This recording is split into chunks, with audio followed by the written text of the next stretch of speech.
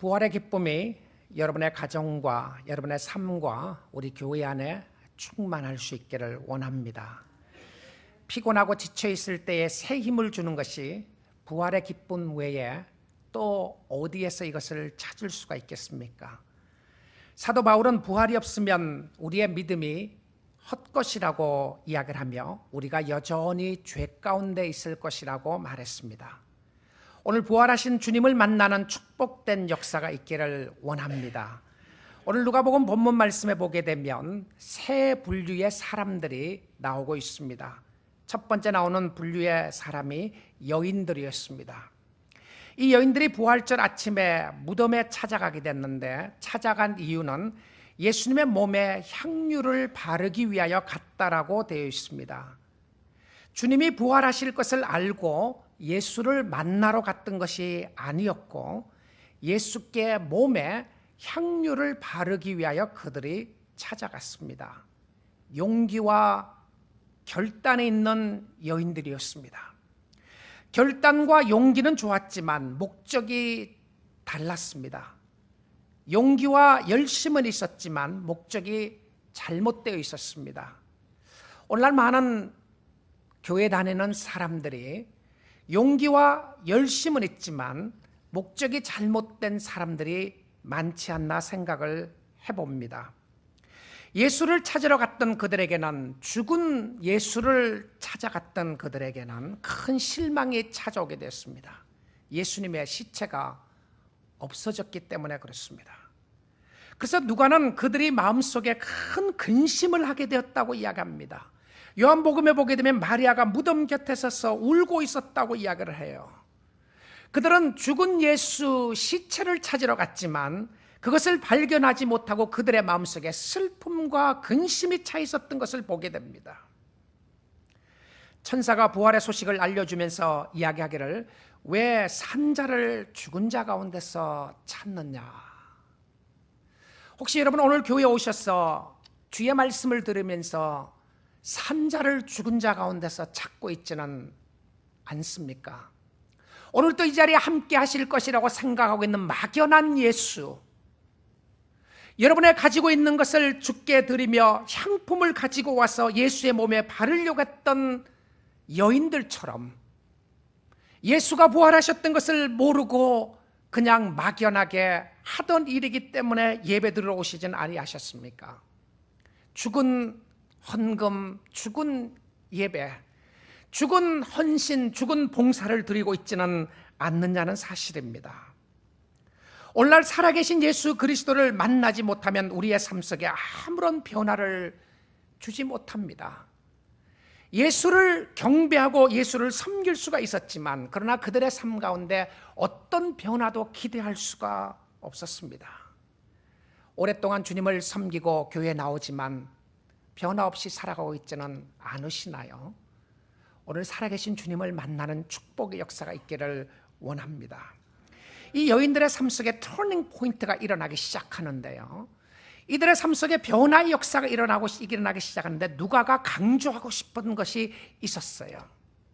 자, 누가복음을 기록한 누가는 여기서 강조를 하면서 이야기를 하기를 이렇게 이야기를 합니다. 예수님이 어떻게 말씀하셨는지 말씀을 기억하라 라고 이야기를 했어요. 여러분, 그들이 일어나고 있는 현재 상황은 말씀을 떠나서는 해석할 길이 없었어요. 자, 죽은 예수를 찾아가서 향품을 바르고 몸에 향유를 바르려고 갔는데 예수가 없었어요. 그들은 절망할 수밖에 없었고 낙심할 수밖에 없었는데 그 예수를 해결할 상황 속에서 예수를 알 수 있는 길이 없었습니다. 우리의 삶 가운데 일어나는 많은 현상들, 삶 속에 일어나는 문제들, 어려움들을 여러분 어떤 관점으로 무슨 렌즈를 가지고 그것을 보시나요? 도대체 나의 주위에 일어나는 일들이 무엇 때문에 일어나는 것인가? 여러분 말씀의 렌즈를 보고 있습니까? 우리의 삶과 주위에 일어나는 일들을 말씀을 떠나서는 해석할 수 없는 모습들이 많이 있습니다. 여러분이 이해할 수 없는 상황에 있다고 생각하고 있지 않습니까? 답답하고 힘든 상황, 말씀이 없기 때문에 그렇지 않나요? 여러분의 삶 속에 절망의 문제가 혹시 말씀이 없기 때문에 그렇게 되지 않습니까? 말씀을 믿지 않기 때문에 이해가 되지 않는다고 발버둥치고 있지 않습니까? 이 여인들의 용기와 결단은 대단했지만 그들은 일어나는 상황에 대해서 이해할 수가 없었습니다. 그래서 그 이해할 수 없는 상황 때문에 마음에 슬픔으로 가득 차 있었어요. 주님을 만나러 갔지만 그들이 기대했던 주님이 없었습니다. 오늘날 여러분이 생각하고 있는 그런 그리스도의 모형을 가지고 계시면서 그리스도는 이래야 될 것이라고 생각을 하고 오늘 부활절 아침에 주님 앞에 나오면서도 불구하고 여러분이 생각하는 예수가 없기 때문에 좌절하고 절망하고 있지는 않습니까? 우리의 상황을 바로 이해하고 알려면 말씀을 기억해야 합니다. 그리고 그 말씀을 천사는 설명을 합니다. 7절입니다.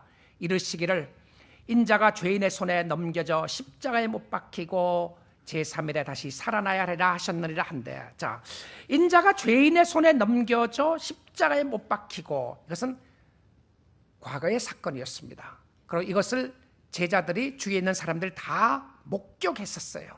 근데 한 가지가 더 필요했습니다. 그것을 기억해야 했었어요. 그것은 제3일에 다시 살아나리라고 하는 말씀이었습니다. 무엇이죠? 부활이었습니다. 여인들에게 놀라운 변화는 이 말씀을 듣고, 성경은 무엇이라고 되어 있느냐면 그들이 예수의 말씀을 듣고 난 이후에 말씀을 기억하고라고 되어 있습니다. 자, 말씀이 기억한 바 되니까 상황 해석이 된 것이었어요. 환경이 해석된 것이었습니다. 이해할 수 없는 상황과 어려움 가운데 있을 때에 말씀이 이해가 되니까 자기의 마음속에 받아들일 수가 있었던 것이었습니다. 여인들에게 놀라운 변화는 이 말씀을 듣고 기억하고 돌아갔는데, 그리고 난 이후에 증인이 되게 됩니다. 그들의 삶 속에 변환점이, 터닝 포인트가 말씀을 기억하면서부터 시작됐다는 사실입니다. 여인들이 뛰어가서 사도들에게 고하게 됩니다. 오늘 여기 말씀해 보게 되면 누가는 이렇게 고백을 해주고 있는데요. 여인들이 나가서 이야기를 하면서 11사도와 다른 모든 이에게 알리니라고 되어 있습니다. 그리고 10절 말씀해 보게 되면 이것을 사도들에게 알리니라라고 되어 있어요. 자, 누가복음을 기록한 누가가 왜 여기서 사도라고 하는 독특한 명칭을 사용했을까요? 예수님의 12제자 혹은 11제자라고 해도 될 수 있지 않아요? 그렇죠? 예수님이 돌아가시기 전에는 제자였습니다. 근데 예수님이 부활하시고 난 이후부터는 제자의 표현을 사도라고 바꿨어요. 자, 이 누가복음을 기록했던 누가는 나중에 사도행전까지 기록하게 됩니다. 그런데 사도행전의 역사는 성령의 역사로 말미암아 사도들을 통하여 교회가 세워지는 놀라운 역사가 일어나게 돼요. 근데 그 사도들이 누구였나? 어떤 의미에서 생각을 해보게 되면 누가가 사도들을 높이려고 했더라면, 사도들은 위대한 사람이었습니다. 그들은 얼마나 대단한 사람인지 압니까? 그들로 통하여 세계가 정복되고 복음이 증거됐습니다라고 하는 것을 높이려고 했더라면 이 장면에 와서는 저는 사도라고 하는 표현을 뺏는 것이 좋았을 거라고 생각합니다. 왜냐하면 지금 사도들의 하는 모습을 보면 알 수가 있어요. 자, 여인들이 가서 예수에 대해서 이야기를 합니다. 예수가 부활했다고 그래요. 자, 예수가 부활했다고 그러니까 사도들이 그 말을 듣고 나서, 야, 예수가 부활했구나, 우리 나가서 예수님을 맞이하러 갑시다, 그랬어야 될 것 같아요. 그런데 성경은 전혀 엉뚱한 다른 반응을 이야기를 해주고 있다는 것입니다. 11절입니다. 사도들은 그들의 말이 허탄한 듯이 들려 믿지 아니하나. 누가요? 누가 그랬다고요? 사도들이었습니다. 사도들로 통하여 교회가 세워진 봤던 사도들이 부활을 목격하고 듣고 난 이후에 그들의 첫 번째 반응은 헛소리 하지 말라고 이야기했다는 것입니다. 공동번역에서는 이 말씀을 이렇게 이야기했어요. 그러나 사도들은 여자들의 이야기가 부질없는 헛소리려니 하고 믿지 않았다. 부질없는 헛소리, 제발 좀 헛소리 좀 하지 말라. 표준 세번역에서는 번역하기를 이렇게 이야기했어요. 그러나 사도들에게는 이 말이 어처구니 없는 말로 들렸으므로 그들은 여자들의 말을 믿지 않았다고 되어 있습니다. 말도 안 되는 거짓말이다 생각했던 것이죠. 근데 이 NIV에서는, 영어 표현에서는 nonsense라고 그렇게 되어 있습니다. That's nonsense. 어떻게 그런 거를 믿느냐? 무엇에 대해서요? 부활이었습니다. 혹시 여러분 그런 생각하지 않나요? That's total nonsense. 예수가 정말 좋은 일을 하셨던 좋은 분이시고 우리에게 모형을 보여주시고 모범을 따라가야 될 좋은 분이지만은 예수의 부활은 that's totally nonsense. 말도 안 되는 거 믿지 말려고 그러지 않습니까? 여러분 혹시 그런 생각하셨더라도 오늘 이후에 바뀌어지시면 됩니다. 왜냐하면 사도들이 그 생각을 했다는 게 조금은 위안되지 않으세요? 이야, 사도들 예수를 3년 동안 따라다녔던 사람들이 부활의 소식을 듣고 나서 totally nonsense라고 생각했다면 그래도 나는 좀 괜찮다. 그리고 괜찮다는 데서 한 발자국 더 나가셔야 돼요. 거기서 끝내시면 안 됩니다. 자, 누가가 이 말씀을 기록을 하면서 누가가 사도들을 높이려고 했더라면 이런 말씀을 쓰지 않았을 수도 있을 텐데요. 누가는 적나라하게 사도들이 그리스도를 만나기 전에, 부활하신 예수를 만나기 전에 어떤 사람이었는가를 보여줍니다. 의심이 많았던 사람이었고요. 예수를, 부활을 믿지 않았던 사람들이었습니다. 사도들이 예수 그리스도 안에서 변화되고 그리고 놀라운 역사를 일으켰던 사건을 누가는 오순절 성령 사건으로 말미암아 예수 그리스도를 개인적으로 만났던 사건을 부각시키고 있다는 사실입니다. 오늘 부활의 주님을 개인적으로 만나지 못하면 제가 하는 이야기도 성경도 헛소리로 들릴 수 있습니다. 저것도 엉뚱한 소리 하네. 지금 저 말을 누가 믿는단 말이냐 생각할지도 모르겠어요. 그러면 여러분의 삶 속에 아무런 변화가 없을 겁니다. 일어나지 않을 거예요. 자, 그 말을 듣고 베드로는요 대단했습니다. 그 소리를 듣자마자 무덤으로 뛰어갔습니다. 무덤으로 달려가서 확인하러 가는데 베드로가 조금 스피드가 늦었어요. 다른 데 보게 되면 다른 제자가 먼저 갔다고 되어 있습니다. 아마 베드로가 나이가 많아서 좀 더 늦게 뛰었는지 모르겠어요. 젊은 제자들이 먼저 앞에 가서 뛰어가서 보니까 베드로가 가보니까 있었던 거예요. 자, 베드로에게 용기가 대단했습니다. 그리고 뛰어갈 수 있는 용기가 대단했는데요. 그 된 일을 보고 나서는 깜짝 놀라는 거예요. 근데 누가는 이 표현 속에서 그 된 일을 보고 나서 베드로가 무엇을 했다고 되어 있었냐면 온 동네를 다 다니면서 예수의 복음을 전했더라 그렇게 이야기하지 않고요. 그가 그 말을 보고 나서 집으로 돌아갔다고 되어 있습니다. 집으로 갔어요.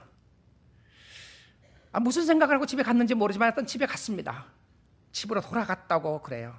누가는 의도적인 것이 있었던 것 같습니다. 근데 이 세 종류의 사람들을 보면 우리에게 놀라지 않을 수 없는 것이 있는데요. 예수님의 이야기를 듣고 천사들의 이야기를 듣고 증인들의 이야기를 들어도 잘 믿지 않았다는 사실입니다. 세 분류의 사람들에게 누가가 하고 싶은 것이 있었습니다. 다 제대로 믿지 못했다는 사실이었습니다. 그들이 주의 사역을 위하여 놀랍게 쓰임받는 데 있어서 다시 부활하신 주님을 개인적으로 만나고 난 이후부터였던 것을 보여주고 있습니다. 삶에 힘을 주고 용기를 주고 변화를 주는 것은 부활하신 주님을 만나고 난 이후였고, 부활하신 주님을 만나고 난 이후에 그들은 담대함을 가지고 주께 나아갈 수 있었던 것을 보게 됩니다. 사랑하는 성도 여러분, 혹시 여러분이 주님을 섬긴다고 고백을 하면서도 불구하고 늘 힘들고 피곤하고 신앙생활이 짜증나고 어렵다고 생각이 듭니까? 여러분, 그러면 부활하신 주님을 다시 만나고 그와 함께 교제하는 축복이 반드시 필요하다는 사실입니다. 19세기의 최고의 시인이었다고 하는 헨리 롱펠로는요, 인생의 쓰라린 경험을 했던 시인이었습니다. 아내가 젊어서 오랫동안 앓다가 죽었고요. 재혼한 아내마저 몇 년 되지 않아서 부엌에서 화상을 입고 앓다가 세상을 떠났습니다. 롱펠로가 75세가 되어 그의 임종이 가까웠을 때 한 기자가 찾아가서 물었습니다. 선생님, 두 부인의 사별뿐 아니라 많은 고통을 겪으며 살아오신 것으로 아는데 그런 환경에서 어떻게 그토록 아름다운 시를 쓸 수가 있었습니까? 라고 물었습니다. 그때 롱펠로는 마당에 보이는 사과나무를 가리키면서 저 나무가 나의 스승님이었습니다. 저 사과나무는 몹시 늙었습니다. 그러나 해마다 꽃이 피고 열매가 맺힙니다. 옛 가지에서 새 가지가 조금씩 나오기 때문이죠. 나도 생명의 주 예수 그리스도에게서 내 생명을 계속 공급받아 인생의 새로운 꽃을 피우고 열매를 맺으며 살아왔습니다라고 말했습니다. 지금도 그렇습니다. 계속해서 말을 하기를 생명과 부활이 되신 그리스도 안에 사는 사람은 그 삶이 날마다 새로워지고 풍성해집니다. 부활의 세계는 지칠 줄 모르는 생명의 세계입니다라고 고백했습니다. 제가 롱펠로의 시를 한 편 주보에 실었습니다. 여러분 주보에 보게 되면 인생 찬가 Psalm of Life, 인생의 시라고 하는 그 시를 쓰게 됐는데요. 제가 몇 구절만 좀 읽어보기 원합니다. 슬픈 사연으로 내게 말하지 말아라. 인생은 한갓 헛된 꿈에 불과하다고. 잠자는 영혼은 죽은 것이오니 만물의 외양의 모습 그대로가 아니다. 인생은 진실이다. 인생은 진지하다. 무덤이 그 종말이 될 수는 없다.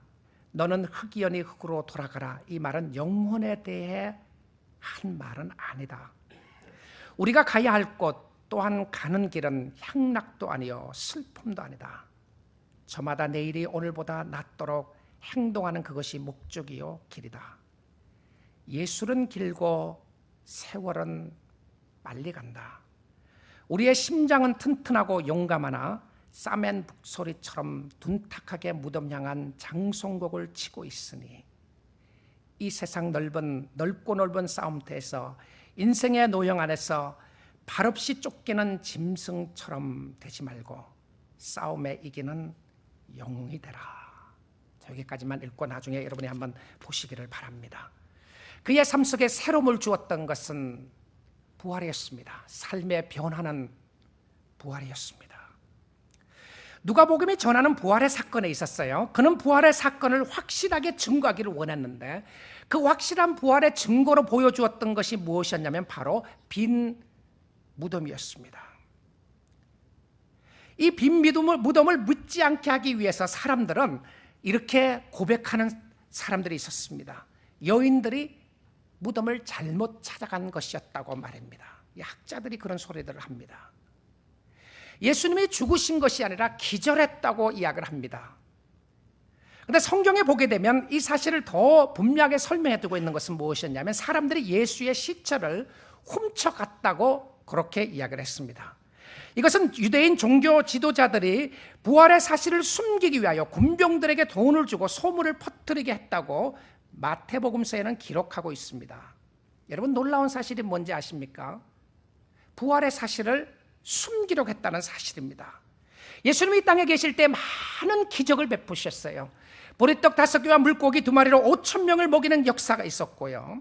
죽은 나사로를 살리는 역사가 있었고 예수님이 물 위로 걸으시는 역사가 있었고요. 병든 자를 고치는 역사가 있었습니다. 그런데 놀라운 것은 그 기적을 어느 누구도 한 사람도 숨기려고 했던 사람이 없었다는 것 아십니까? 예수님의 기적은 일어나지 않았습니다. 그리고 그것을 숨기기를 원합니다라고 했던 기적은 아무 기록도 없어요. 어느 기록에도 그 사건을 기적의 사건을 숨기려고 했던 기록은 없는데 부활만큼은 숨기려고 했던 것을 보게 됩니다. 왜 그랬을까요? 그래서 거짓말을 하게 합니다. 근데 이 거짓말을 하겠다는 모습 속에서도요, 이것이 거짓말이 아닌지 참말인지 증언을 세워서 그러고 조사했다고 하는 사람도 한 사람도 없어요. 아무도 없습니다. 이것이 거짓말이었다면 조사하는 모습이 있어야 되지 않겠어요? 그런 모습 아무도 없었어요. 왜 그렇습니까? 그 당시의 종교 지도자들도 그것이 거짓말이었다는 것을 다 알고 있었다는 것입니다. 왜 그들은 많은 기적들 중에서 예수 그리스도의 부활의 기적만큼은 숨기려고 했을까요? 그것은 바로 예수 그리스도의 부활이 가장 귀하고 고귀한 부활이었기 때문에, 기적이었기 때문에 그랬다는 사실입니다. 이것을 믿지 않으면 우리의 믿음의 어떤 기초가 흔들리는 것이기 때문에 그랬다는 사실입니다. 조사하거나 물어본 사람들이 한 사람도 없었습니다. 빈 무덤은 예수 그리스도의 부활을 증거해주는 모습이었습니다. 그리고 세마포였습니다. 예수님의 시체를 쌌던 것인데 그것이 그대로 있었다고 기록하고 있습니다. 그리고 예수님은 제자들에게 나타나셔 보이시고 500여 신도들에게 보이시고 여인들에게 나타나셨습니다. 그 주님은 성령으로 오늘 말씀과 함께 우리 가운데 계시는 줄 믿습니다. 말씀으로 지금 역사하고 계시는 줄 믿습니다. 그것이 우리의 삶 속의 변화였고 예수 그리스도의 부활로 말미암아 우리의 삶 속에 내적인 변화가 일어났던 것이 우리의 가운데 나타나고 있는 것이었습니다. 그것이 증인이 되는 모습이었어요. 두려움이 없어지게 되고 증인으로서 살게 됩니다. 그 증인의 모습이 사도행전으로 연결되어서 복음을 전하는 모습이 일어나게 되었습니다. 예수 그리스도의 부활의 사건을 믿는 사람들에게는 내적인 변화가 일어나기 시작했어요. 그들의 마음속에 기쁨과 감사가 넘치는 역사가 있었습니다. 오늘 부활절을 맞이하면서 여러분의 심령 속에 부활이 주시는 소망이 무엇인가? 내가 예수 그리스도의 부활을 믿고 있는 소망이 무엇인가?